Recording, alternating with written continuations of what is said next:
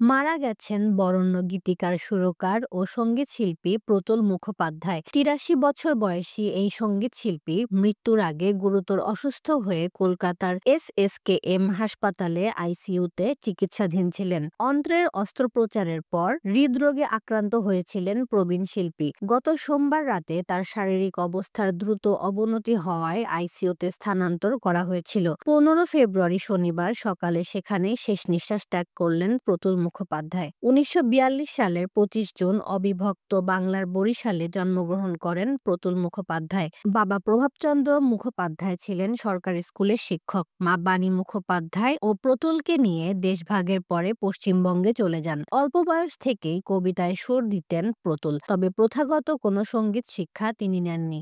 আমৃত্যু প্রতুল নিজের হৃদয়ে জ্বালিয়ে রেখেছিলেন গানের প্রদীপ। অসংখ্য গান সৃষ্টি করে গিয়েছেন তিনি। বাংলার আধুনিক গান থেকে জাপানি গান, আবার হিন্দি ছবির গান থেকেও উপাদান সংগ্রহ করেছেন। সৃষ্টি করেছেন একের পর এক গান। তার অনেক সৃষ্টির মধ্যে আমি বাংলার গান গাই গানটি বিশেষভাবে সমাদৃত।